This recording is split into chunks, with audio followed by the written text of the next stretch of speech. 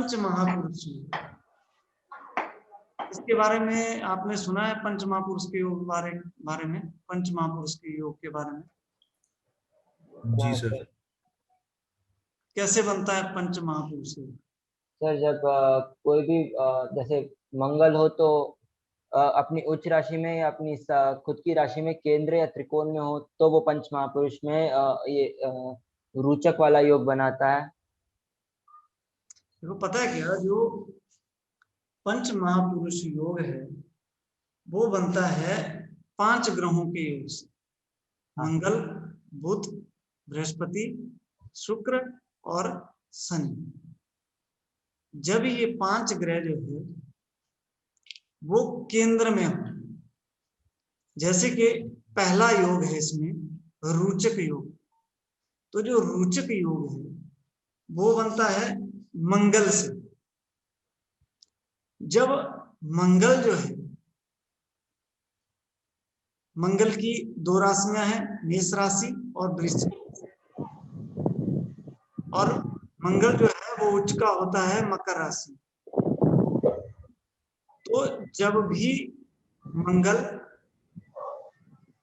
केंद्र स्थान में होकर मेष राशि, केंद्र स्थान में मेष राशि में हो या वृश्चिक राशि में हो या मकर राशि में, तो जो है वो रोचक योग बनता है। सर मेरे में है रोचक योग, रोचक और मालव्य दोनों है। हाँ, रोचक योग बनता है। और रोचक योग जो है बहुत शुभ माना जाता है, इसका प्रभाव बहुत अच्छा होता है। इसमें उत्पन्न जातक जो है वो साहसी, पराक्रमी, सेना नायक तथा अच्छे गुणों के लिए प्रसिद्ध होता है। जातक दीर्घजीवी, आकर्षक और सुगठित शरीर वाला होता है।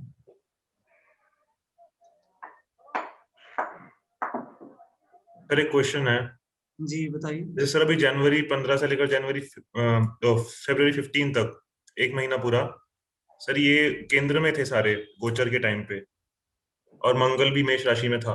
हाँ, मेष राशि में फिर तो मेष राशि वालों के लिए योग बना 1 महीने के लिए फिर तो। हाँ, योग बनता है जिनकी कुंडली में, जैसे कि गोचर का प्रभाव ऐसे रहता है जैसे कि कुंडली में योग बन रहा है, जिसकी कुंडली में रोचक योग बना होगा जी। और गोचर में भी जैसे मेष राशि में मंगल था जी सर, तो उसका प्रभाव अच्छा मिलेगा। ओके। तो मेष लग्न में 2 तरह से रोचक योग बन सकता है। पहला कि मंगल जो है वो लग्न में ही हो, मेष राशि है, और दूसरा यहाँ पे बन सकता है मंगल 10वें भाव में बैठा हो, क्योंकि मकर राशि है, मकर में मंगल उच्च का होता है। रोचक योग में जो कंडीशन है वो है कि इन केंद्र स्थानों में 1st house, 4th house, 7th house और 10th हाउस, इनमें मेष राशि हो या मकर राशि पड़ी हुई है और मंगल उसमें जाकर के बैठ जाए, तो ये रोचक नामक योग बनता है। जी सर, समझ आ गया सबको रोचक का? जी। और दूसरा योग बनता है भद्र। भद्र का अर्थ होता है विद्वान, और ये बनता है बुध से। बुध वाणी का कारक है और बुध बुद्धि का कारक है। इसीलिए जब भी ये भद्र महापुरुष योग जिसकी कुंडली में बनता है उसकी बुद्धि बहुत तीव्र होती है, वो बोलने में बहुत अच्छा होता है, उसकी वाक चतुरता बहुत अच्छी होती है, और इसीलिए बुध को जो है वो बिजनेस का मूल कारक भी माना गया है, क्योंकि वाणी के बिना बिजनेस नहीं किया जा सकता। जिसकी वाणी अच्छी होगी वो बिजनेस अच्छा कर सकता है। इसीलिए कुंडली में बुध की स्थिति को बिजनेस के लिए हमेशा देखा जाता है। तो बुध का भी वही है कि बुध जो है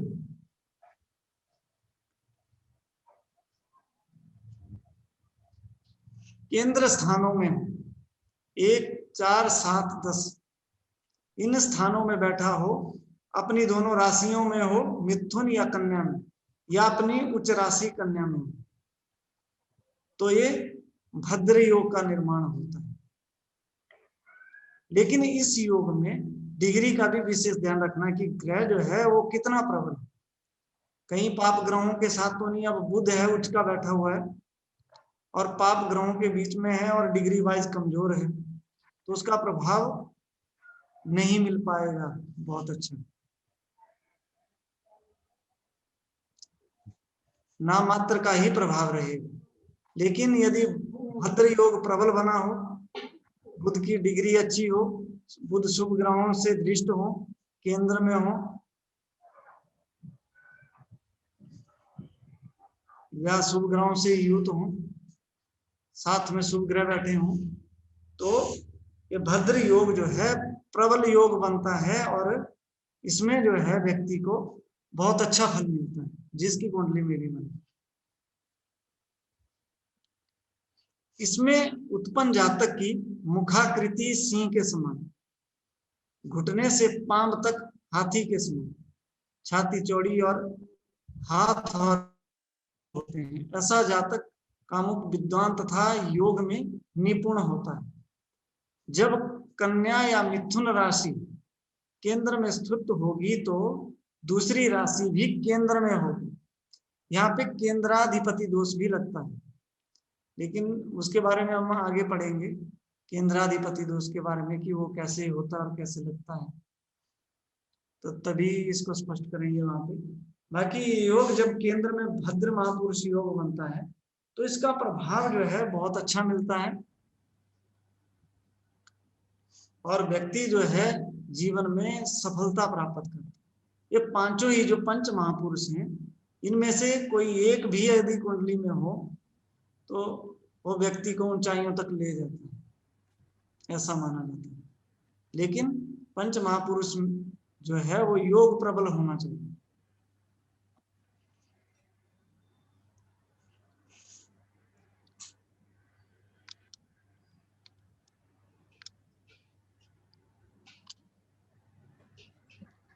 और इसके बाद जो है महापुरुष योग, हंस महापुरुष योग जो है वो बृहस्पति के कारण बनता है। बृहस्पति जब धनु या मीन राशि में हो या अपनी उच्च राशि में होकर के केंद्र स्थानों में 1, 4, 7, 10 में, तो ये योग जो है कन्या मिथुन लगन में भी बनेगा, धनु और मीन लगन में बनेगा, मेष लगन में बनेगा। तो इस तरह से जब भी ये योग बनता है, हंस योग बृहस्पति से बनता है, हंस महापुरुष, तो इसका प्रभाव भी बहुत अच्छा होता है और व्यक्ति को जो है उच्च पद की प्राप्ति होती है। उसकी वाणी, उसका ज्ञान जो है वो बहुत श्रेष्ठ होता है। वो किसी भी क्षेत्र में सफल हो सकता है। और हंस महापुरुष के बाद है मालव्य योग। तो जो मालव्य योग है ये बनता है शुक्र के कारण। जब शुक्र जो है केंद्र स्थानों में हो, वृषभ, तुला और मीन राशि में हो, अपनी उच्च राशि में, तो मालव्य योग बनता है।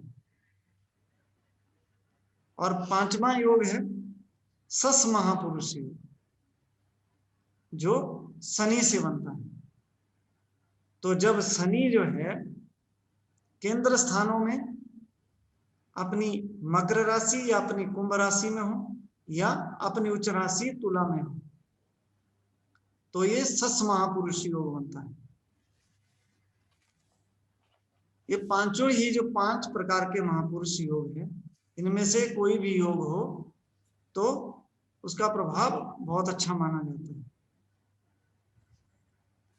तो चलिए आज की क्लास यहीं तक सर रखते हैं। एक डाउट था जी बताइए। सर, जैसे अगर राशि परिवर्तन हो जाए तो भी क्या वो पंच महापुरुष योग बनता है? राशि परिवर्तन हो जाए, हाँ हाँ राशि परिवर्तन हो जाए, जो इनकी कंडीशन है वो होनी चाहिए, जैसे कि एक तो अपनी राशियों में हो और दूसरे उच्च में हो। हाँ। नहीं, जैसे एक एस्ट्रोलॉजर ने बोला मेरे शशि योग भी बनता है, तो मैं उस हिसाब से पूछ रहा हूँ। जैसे मेरा जो सैटर्न है, शनि है जो लगन में है, मेष राशि में, और जो ये क्या नाम है इसका, मंगल है, वो इस राशि में, 10 नंबर राशि में है। तो हाँ राशि परिवर्तन हो रहा है दोनों का, तो शशि योग बनेगा क्या सर ऐसे? नहीं, ससयोग तो नहीं बनेगा उसमें। इसमें आपको बताएगा, इसमें कंडीशन है, ससयोग तब बनता जब आपका शनि जो है वो 10वें भाव में ही होता। उसके लिए कंडीशन ये है कि मकर राशि हो या कुंभ राशि या तुला राशि में शनि। जो सस महापुरुष योग है वो तभी बनेगा जब शनि जो है मकर राशि में हो या कुंभ राशि में होगा या तुला राशि में हो, ये योग तभी बनेगा।